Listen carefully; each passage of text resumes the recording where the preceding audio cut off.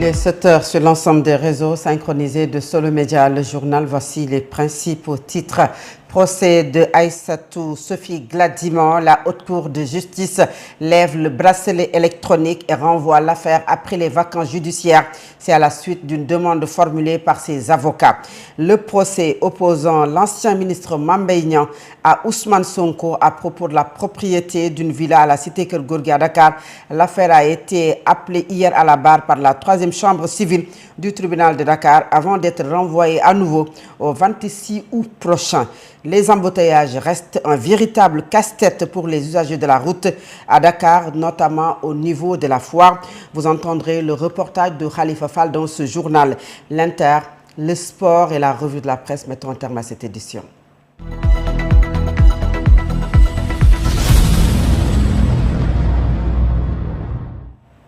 De la gestion fonds force Covid-19 à la Haute Cour de justice, l'affaire Aïssatou Sophie Gladiman est devenue l'un des dossiers les plus emblématiques de la reddition des comptes au Sénégal. Après plusieurs mois de détention, une liberté provisoire sous bracelet électronique, l'ancienne ministre des Mines retrouve aujourd'hui sa liberté de mouvement. Mais cette décision est-elle la fin de l'affaire? Pas encore, nous dit Mame Sokhna Dramé. L'affaire remonte aux enquêtes ouvertes après la publication des rapports de compte sur la gestion des fonds force Covid-19. Aïssatou Sophie Gladiman, ancienne ministre des Mines et de la Géologie sous le régime de Macky Sall, est poursuivie pour un présumé détournement de deniers publics portant sur près de 193 millions de francs CFA. Ces fonds étaient destinés à la construction d'un centre gravimétrique à Kédougou pour les orpailleurs artisanaux. Un projet qui, selon les enquêteurs, n'a jamais vu le jour malgré les décaissements effectués. En mai 2025, la Haute Cour de justice ordonne son placement sous mandat de dépôt. Pendant plusieurs semaines, elle reste en détention avant d'obtenir une liberté provisoire sous contrôle judiciaire, avec l'obligation de porter un bracelet électronique. Une mesure qui lance le débat sur la justice, la présomption d'innocence et la réduction des comptes des anciens dignitaires de l'État. Le dossier connaît ensuite plusieurs renvois. Ce mercredi, nouveau tournant. Son bracelet électronique est retiré et elle retrouve sa liberté de mouvement, tandis que son procès est une nouvelle fois renvoyé à une date ultérieure. Si cette décision allège les contraintes qui pesaient sur elle, elle ne signifie en aucun cas un abandon de poursuite. La Haute Cour de justice devra toujours se prononcer sur le fond du dossier. Le retrait du bracelet électronique marque une étape, mais pas la fin de l'affaire. Les Sénégalais attendent désormais plus qu'une succession de renvois. Ils attendent un jugement, car dans une démocratie, la réduction des comptes ne se mesure ni à une arrestation, ni à une libération, mais à une décision de justice claire, équitable et définitive. Mame Sokhna Dramé, le tribunal de grande instance hors classe de Dakar a condamné Jérôme Bandiaki à 6 mois d'emprisonnement ferme pour avoir purgé sa peine. Il a été cependant relaxé des délits de trafic illicite d'armes, d'usurpation de fonctions publiques, civiles ou militaires, d'escroquerie portant sur des avantages de l'État, ainsi que de manœuvres et actes de nature à compromettre la sécurité publique. Plus de détails dans ce papier signé Angelina Gomissa.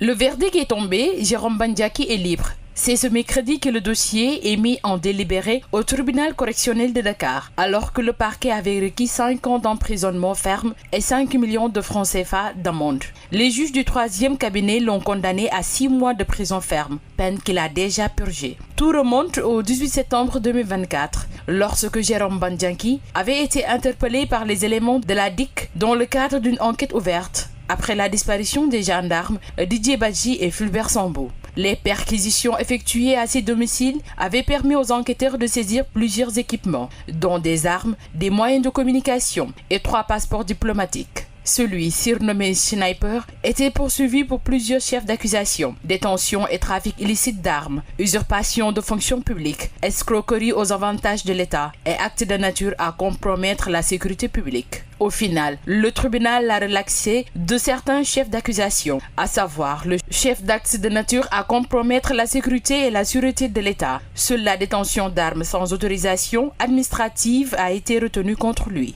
Un verdict bien salué par son avocat, Maître Aboubakry Barrow. Après 2 ans de détention préventive, Jérôme eut enfin l'air de la liberté. En plus bref, le procès opposant l'ancien ministre Mame Mbaye Niang à Ousmane Sonko à propos de la propriété d'une villa de la cité Keur Gorgui à Dakar. L'affaire a été rappelée hier à la barre par la 3e chambre civile du tribunal de Dakar avant d'être renvoyée à nouveau le 26 août prochain. L'ancien ministre Mame Mbaye Niang a assigné en justice le leader de PASTEF, président de l'Assemblée nationale, pour obtenir l'annulation de la mutation présumée frauduleuse de sa villa située à la cité Keur Gorgui. Mame Mbaye Niang le soupçonne de vouloir se soustraire à l'exécution de la condamnation pécuniaire de 200 millions de francs CFA dans le procès pour diffamation qui les oppose. Et nous allons parler de tout à fait autre chose, la recrudescence des accidents de la route. L'expert et chercheur en législation routière estime que les recherches et les enquêtes doivent être menées au Sénégal pour déterminer les principales causes, mais aussi pour que le gouvernement investisse dans les infrastructures routières. Amadou Gueye, que je vous propose de suivre, il est joint au téléphone. Il est au micro d'Ibrahima Khalid Djemé.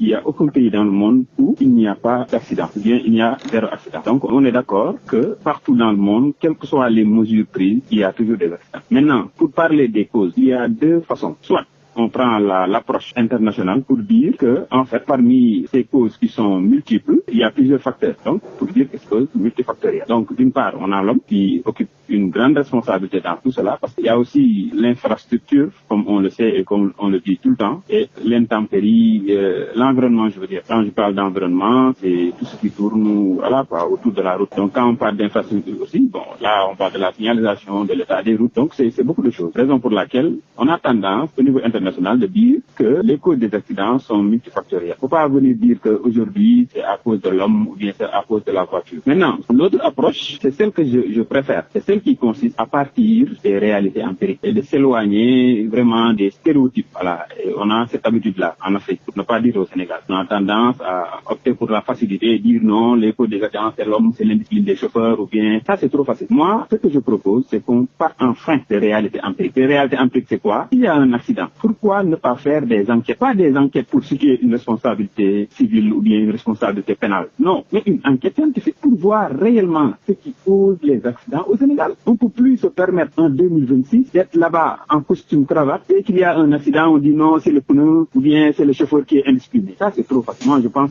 qu'il est temps qu'on change de paradigme. C'est à partir de ce moment seulement que l'État devra, en tout cas, pourra prendre de très, très, très bonnes décisions qui partent de réalités empiriques et scientifiques. Moi, c'est ça que je voulais dire par rapport à ces causes-là.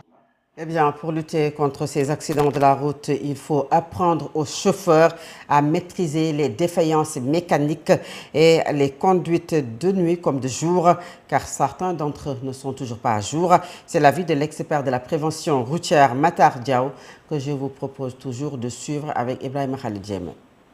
Actuellement, nous notons beaucoup d'accidents de la circulation et je pense que c'est dû aux intempéries telles que la pluie, le brouillard, la poussière. Donc tout ça là combiné constitue un danger permanent pour les automobilistes. Il y a aussi les excès de vitesse, il y a les vitesses excessives, il y a la perte de contrôle du véhicule. Et tout cela combiné constitue un danger permanent pour les automobilistes et tous les usagers de la route. Actuellement, l'ANASER doit prendre ses responsabilités et le gouvernement, le ministère des Transports surtout, pour renforcer la capacité des chauffeurs, renforcer leur formation et vraiment prendre des mesures pour réduire les accidents de la route. Je vois que sur l'autoroute à péage, il y a la limitation de vitesse, mais ce n'est pas suffisant. Actuellement, il faut vraiment former les chauffeurs, il faut renforcer leur capacité, il faut les éduquer, il faut par exemple prendre des mesures pour limiter les accidents, pour limiter la perte de contrôle du véhicule, parce que c'est ce qui constitue le danger, le plus grand danger, la perte de contrôle du véhicule. Quelquefois, c'est dû à la mécanique. Par exemple, il y a des défaillances mécaniques. Donc, les mécaniciens sont en cause quelquefois. Le manque d'entretien des véhicules, les chaussées crevassées. Donc, les rebords, les accotements sont pas matérialisés. Vraiment, tout cela, même les bandes réflectorisées. Et les embouteillages qui restent un véritable casse-tête pour les usagers de la route à Dakar, notamment au niveau de la foire entre le mauvais état des routes, l'indiscipline de certains chauffeurs. Les avis divergent sur les causes de cette situation. Face à ces difficultés quotidiennes, les citoyens appellent aujourd'hui à une meilleure régulation de la circulation, interpellent les autorités étatiques afin que des mesures concrètes soient prises pour la fluidité du trafic ici à Dakar. C'est un reportage signé Khalifa Babakar Fall et Mohamedou Fallousek. Chaque matin, la circulation à Dakar vire au casse-tête. À hauteur de la foire, les embouteillages ruinent le quotidien des automobilistes, des transporteurs et des usagers, avec des conséquences sur le temps, le trajet et les activités économiques. La circulation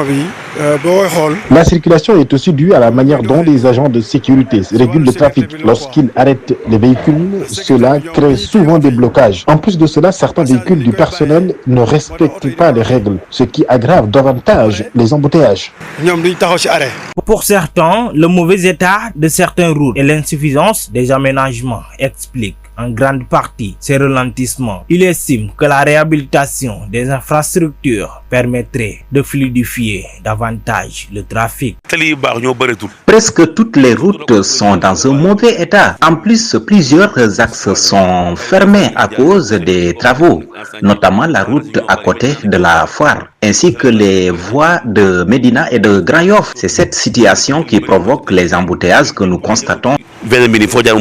D'autres pointent plutôt l'indiscipline de certains conducteurs, stationnement anarchique, non-respect du code de la route et arrêts irréguliers sont, selon eux, autant de facteurs qui aggravent les embouteillages dans cette zone très fréquentée. L'origine surtout de ces embouteillages, c'est l'indiscipline. Certains conducteurs stationnent leurs véhicules dans des endroits interdits, ce qui bloque surtout la circulation et aggrave parfois les difficultés sur cette route. Concernant les gens qui doivent s'occuper de la circulation, face à cette situation, plusieurs citoyens appellent à un renforcement de la présence des services de sécurité routière afin de mieux réguler la circulation et de faire respecter les règles de conduite. Il faut aménager des voies secondaires comme au rond-point Patte-d'Oie avec des espaces de stationnement où les véhicules pourront s'arrêter pour faire descendre ou monter les passagers. À mon avis, c'est l'une des meilleures solutions. Alors que les embouteillages continuent de perturber le quotidien des Dakarois, les usagers interpellent les autorités étatiques. Ils réclament des mesures durables pour améliorer la mobilité urbaine et réduire les difficultés de circulation sur les routes de la capitale. Dans le reste de l'actualité, la planification familiale permet de choisir librement le nombre, le moment et l'espacement de ses enfants via la contraception tout en offrant un suivi médical. Un point de presse organisé par 3 Cap Santé portant sur la planification familiale au Sénégal s'est tenu hier. La région de Tambacounda enregistre le taux de prévalence le plus faible. Le débat a porté sur les lacunes, les besoins non satisfaits et le plaidoyer pour améliorer la santé reproductive, maternelle, néonatale et infantile. C'est un compte rendu de Bénédicte Sagnan et de Félicité Oumoulatir Gueye. L'un des objectifs stratégiques de la planification familiale est de développer un capital humain de qualité et de réduire la morbidité ainsi que la mortalité maternelle et infantile. Qu'on est dans une société où il y a les pesanteurs socioculturelles aussi qui constituent un frein à l'accès à la planification familiale, augmentant ainsi les besoins non satisfaits.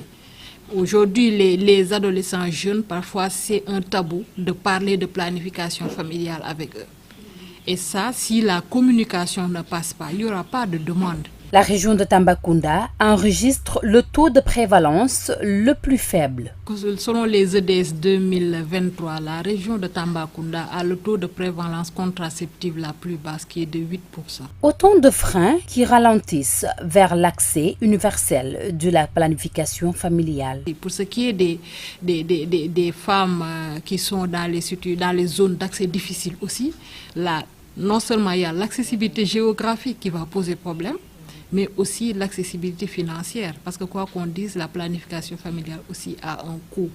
Les femmes sont considérées comme ayant des besoins non satisfaits en matière de planification familiale si elles veulent limiter ou espacer les naissances. L'objectif de cette rencontre est de porter le plaidoyer pour l'amélioration de la santé de la mère, du nouveau-né, de l'enfant, de l'adolescent et de la santé reproductive.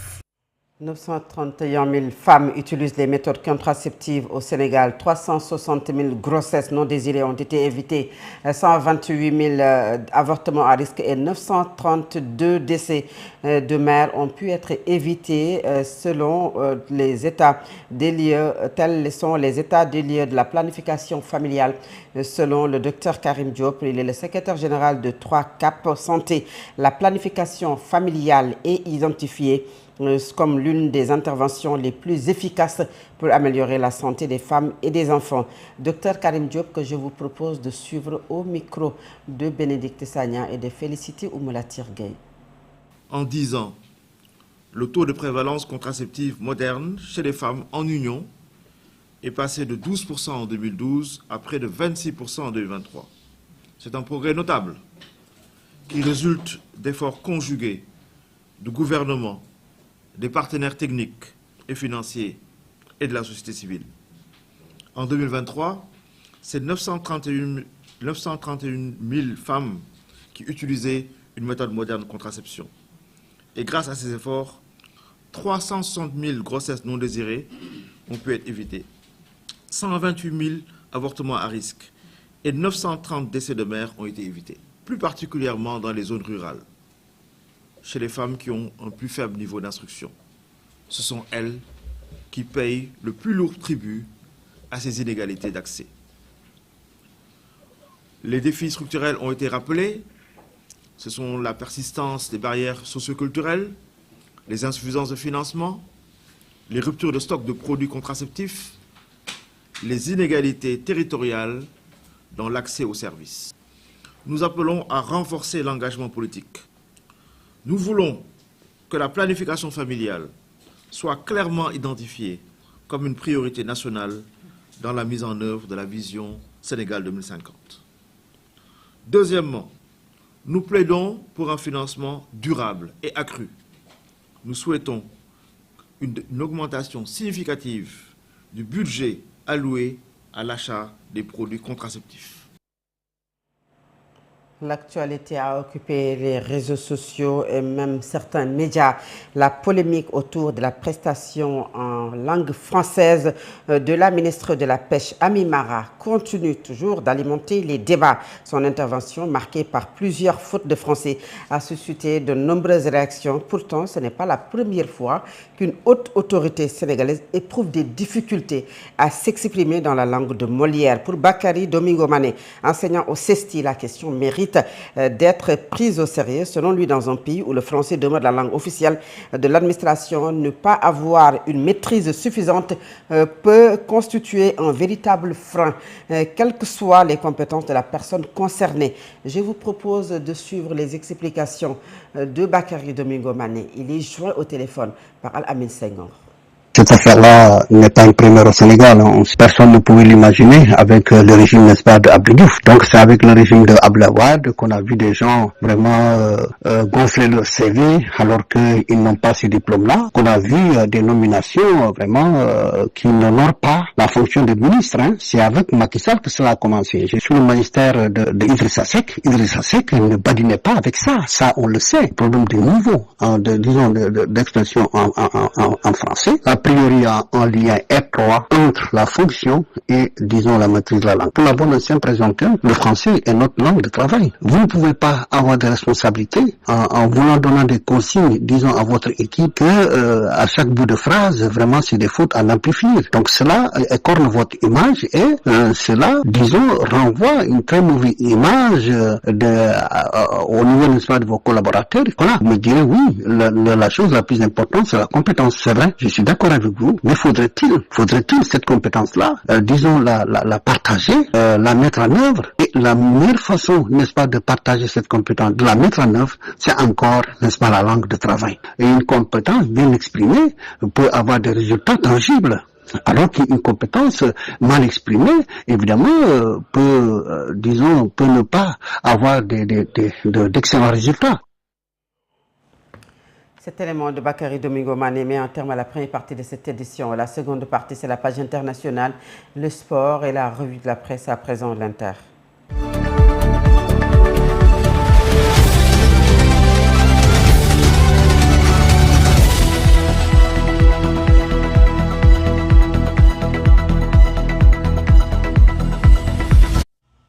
Selon les données de plusieurs pays, plus de 150 000 ressortissants auraient quitté l'Afrique du Sud face à cette nouvelle vague de xénophobie qui touche le pays et qui a déjà fait au moins 4 morts selon les autorités sud-africaines. Poumon économique du pays, la nation arc-en-ciel attire de nombreux étrangers en quête d'une vie meilleure, mais les manifestants leur attribuent tous les maux de la société alors qu'ils ne représentent que 5% de la population et que le chômage lui dépasse les 30%.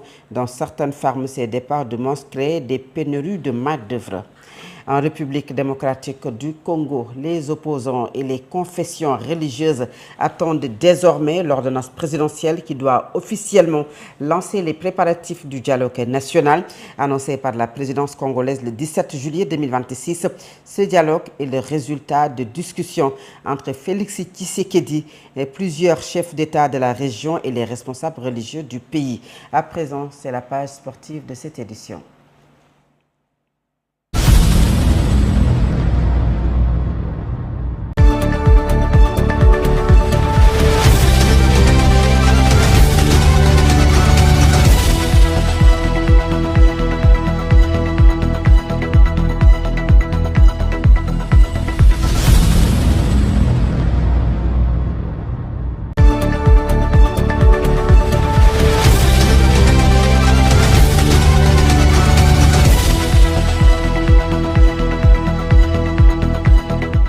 Le sport, c'est l'affaire de Lamine Senghor. Bonjour. Merci, bonjour à vous Fatou Abdoulaye. Rebonjour à toutes et à tous. Et finale, aller champion dame 2026, l'AS Ville de Dakar prend une belle option pour avoir remporté la première manche face à la GEBA. Oui, vous l'avez dit, oui, bien entendu, l'équipe de Guédiawaye Basketball Academy, une belle première manche de la finale dame a opposé hier donc au niveau du stadium Marius Ndiaye, l'AS Ville de Dakar, au Guédiawaye Basketball Academy, et donc opposé aux dames de Guédiawaye.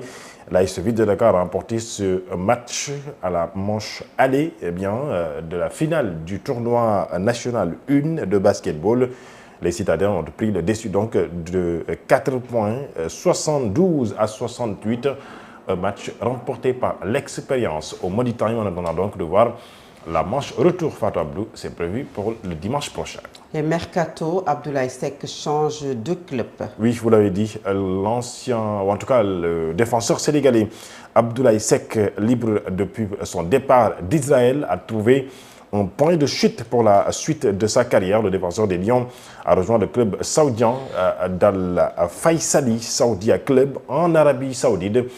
Défenseur très expérimenté et un des cadres de l'équipe nationale du Sénégal. Abdoulaye Seck va changer de vie après des saisons passées en Belgique, à Royal Antwerp et en Israël sous les couleurs de Maccabi Haïfa. Abdoulaye Seck rejoint donc la Saudia Pro League où certains cadres de l'équipe nationale du Sénégal évoluent déjà à l'image par exemple de Kalidou Koulibaly ainsi que Sadio Mané, de même que le gardien de but Edouard Mendy. En attendant donc de voir le mercato d'hiver se poursuit toujours pour les Lions du Sénégal, notamment le défenseur Pape Alassane Gueye qui toujours est en attente puisque le club d'Aston Villa, en tout cas d'Everton pardon, est en train donc de lui courtiser en attendant donc de voir est-ce qu'il va y aller en Angleterre ou pas. De même que Lamine Camara et Crépin Diatta, info à suivre dans nos prochaines éditions. Fatou Abdoulaye.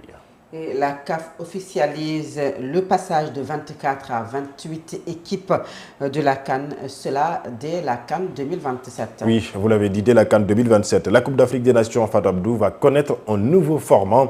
Le président de la Confédération africaine de football, Patrick Motsepe, a donc confirmé ce mercredi, hier, alors qu'il faisait une conférence de presse avant le début de la CAN féminine au Maroc.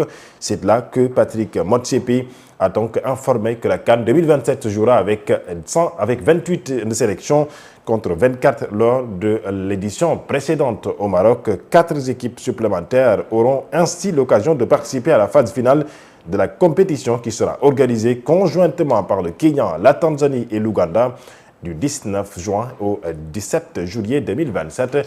Donc l'été de l'année 2027, le Sénégal, certainement, en tout cas la CAF, dirait-on, donc a changé le format de la CAN. Je rappelle qu'à partir de 2028, eh bien, ce sera donc une CAN tous les 4 ans. Fatou Abdoulaye, c'est la fin de cette page sportive. Merci beaucoup, Alain Senghor. Nous restons avec vous pour le dernier point de cette édition et c'est la revue de la presse.